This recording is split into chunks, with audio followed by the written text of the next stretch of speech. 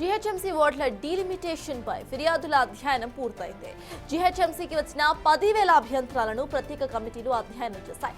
70 నుంచి 80 డివిజన్ల పేర్లు సరిహద్దుల మార్పు చేయాలని జీహెచ్ఎంసీ నిర్ణయం తీసుకుంది. డీలిమిటేషన్ పై అభిప్రాయాలు, ఫిర్యాదులను క్షుణ్ణంగా పరిశీలించి అధికారులు రిపోర్టు సిద్ధం చేశారు.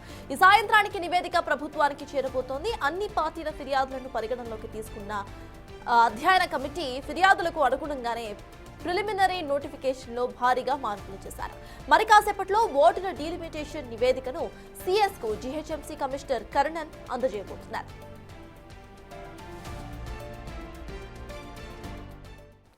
జీహెచ్ఎంసీ వార్డుల డీలిమిటేషన్ పై ఫిర్యాదుల అధ్యయనం అయితే పూర్తయింది. అధ్యయనానికి సంబంధించిన పూర్తి అప్డేట్స్ మా ప్రతినిధి శ్రవణ్ అందిస్తారు. శ్రవణ్, చెప్పండి, డీలిమిటేషన్ పై వచ్చిన ఫిర్యాదులకు సంబంధించి అధ్యయనం పూర్తయినట్టుగా అర్థమవుతోంది. అసలు ఏం చెప్పింది కమిటీ, అక్కడ అప్డేట్స్ ఏంటి? వార్డు డీలిమిటేషన్ పైన అధ్యయనం పూర్తి స్థాయిలో కంప్లీట్ అయిందని తెలుస్తూ ఉంది. జీహెచ్ఎంసీ కమిషనర్ కర్ణన్ ఇవాళ సాయంత్రం రాష్ట్ర చీఫ్ సెక్రటరీ అయినటువంటి రామకృష్ణరావుకి నివేదిక సమర్పించనున్నారు. మొత్తం డీలిమిటేషన్కి సంబంధించిన 300 వార్డులలో ఎన్ని వార్డుల పేర్లు మార్చాల్సి ఉంటుంది, ఎన్ని వార్డులకు సంబంధించిన సరిహద్దులు మార్చాల్సి ఉంటుంది, ఎన్ని వార్డులకు సంబంధించిన మ్యాపులు మార్చాల్సి ఉంటుంది, జనాభాతో పాటు ఎన్ని కాలనీలు గతంలో ఏ విధంగా ఉండే ఇప్పుడు ఏ విధంగా చేయాల్సినటువంటి అవసరం ఉంది, ప్రజలు ఏం కోరుకుంటున్నారు, ప్రజాప్రతినిధులు ఏం కోరుకుంటున్నారు అనేటువంటి ప్రతి అంశాన్ని కూడా వచ్చినటువంటి ఫిర్యాదును గ్రౌండ్ లెవెల్లో వర్కౌట్ చేసిన తర్వాత వయబుల్ ఎంత, వయబుల్ కానివి ఎంత అని పూర్తి స్థాయిలో అధ్యయనం చేసుకున్న తర్వాత ఒక రిపోర్ట్ని సమర్పించారు. సో ఆ రిపోర్ట్లో స్పష్టంగా మనకున్నటువంటి సమాచారం మేరకు దాదాపుగా 70కి పైగా వార్డులకు సంబంధించిన పేర్లు, వాటి సరిహద్దులు, వాటి పలు కాలనీల మార్పులు అన్ని కూడా మారబోతున్నాయని స్పష్టంగా తెలుస్తూ ఉంది.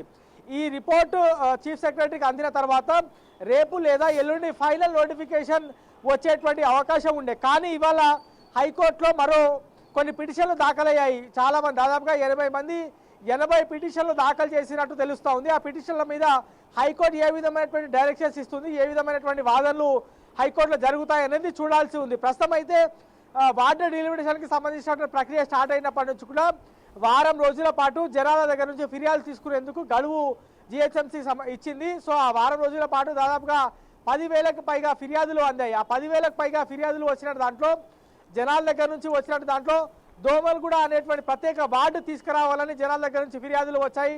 తుమ్కుంట పేరు పూర్తి స్థాయిలో మార్చేసి షామీర్పేట్ తుమ్కుంట అని పెట్టాలి, లేదా కంప్లీట్గా తుమ్కుంట పేరును జరిపేసి షామీర్పేట్ సర్కిల్గా దాన్ని చేయాలని చెప్పారు.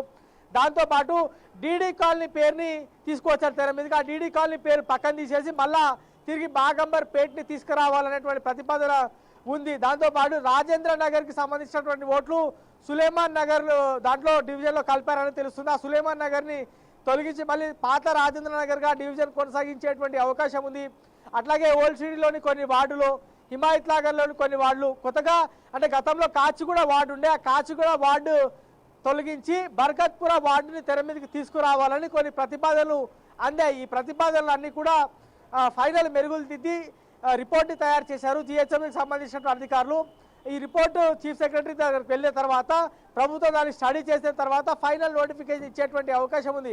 ఆ ఫైనల్ నోటిఫికేషన్ జీహెచ్ఎంసీ ప్రతిపాదించిన దాంట్లో ఎన్ని పేర్లు మారుస్తారు, ఎన్ని గతంలో ఉన్న వాటిని కొనసాగిస్తారనేది ఇప్పుడు చాలా ఇంట్రెస్టింగ్గా మారింది. చాలా రాజకీయ పార్టీకి సంబంధించినటువంటి నేతలు, బీఆర్ఎస్ పార్టీకి సంబంధించిన నేతలు, కార్పొరేటర్లు, మాజీ ఎమ్మెల్యేలు, మాజీ మంత్రులు, ప్రస్తుతం ఉన్నటువంటి ఎమ్మెల్యేలు వీళ్ళందరూ కూడా అనేక ఫిర్యాదులు ఇచ్చారు. దాని తర్వాత కాంగ్రెస్కి సంబంధించినటువంటి కార్పొరేటర్లు, మాజీ ఎమ్మెల్యేలు, ప్రస్తుతం ఉన్నటువంటి ఎమ్మెల్యేలు కూడా అనేక ఫిర్యాదులు ఇచ్చారు. బీజేపీకి సంబంధించినటువంటి నేతలు ఏకంగా ధర్నా నిర్వహించారు, కమిషన్ కలిసి ఫిర్యాదు చేశారు. ఎంఐఎం పార్టీకి సంబంధించినటువంటి ఫ్లోర్ లీడర్ అక్బరుద్దీన్ ఓవైసీతో పాటు కార్పొరేటర్లందరూ కూడా వాళ్ళ ఉంటున్నటువంటి అభ్యంతరాలు కూడా కమిషన్ దృష్టికి తీసుకెళ్లారు. సో జనాల దగ్గర నుంచి వచ్చినటువంటి ఫిర్యాదులు, ప్రజాప్రతినిధుల దగ్గర నుంచి వచ్చినటువంటి ఫిర్యాదులు, 150 మంది కార్పొరేటర్లు ఇచ్చినటువంటి దరఖాస్తులను పూర్తి స్థాయిలో పరిశీలించిన తర్వాత పెద్ద ఎత్తున రిపోర్ట్ని రెడీ చేయడం జరిగింది. ఆ రిపోర్ట్లో ఏమేమి ఉందనేది ఇంకా అఫీషియల్గా ఎవరికి చెప్పనప్పటికీ కూడా మనకు ఆఫ్ ద రికార్డులో మనకున్నటువంటి సోర్స్ ద్వారా మనం తెలుసుకున్నటువంటి సమాచారం ఏంటంటే దాదాపుగా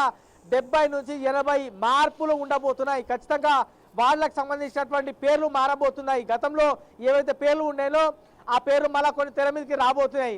జనాల మనోభావాలు దెబ్బతినకుండా ఉండేందుకు అక్కడ స్థానికంగా ఉన్నటువంటి ఆ పరిస్థితులను అధ్యయనం చేసుకొని స్థానికంగా ఉన్నటువంటి ఇబ్బందులను దృష్టిలో పెట్టుకొని ఈ పేర్లను తెర మీదకి తీసుకువస్తున్నట్టు తెలుస్తుంది. ఓవరాల్గా మాత్రం వార్డు డిలిమిటేషన్కి సంబంధించినటువంటి ప్రక్రియ కంప్లీట్గా పూర్తయింది.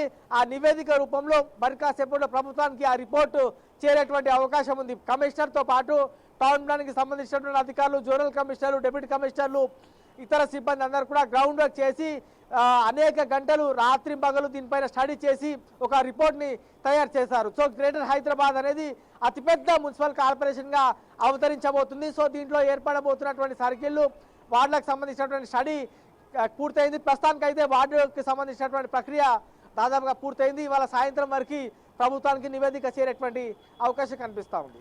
Thank you Shravan. మొత్తానికి ఇటు జీహెచ్ఎంసీ వార్డుల డీలిమిటేషన్ పై ఫిర్యాదుల అధ్యయనం అయితే పూర్తయింది. మొత్తానికి 70 నుండి 80 డివిజన్ల పేర్లు మార్పుకి సైతం ఇటు జీహెచ్ఎంసీ సిద్ధమైనట్టుగా తెలుస్తోంది.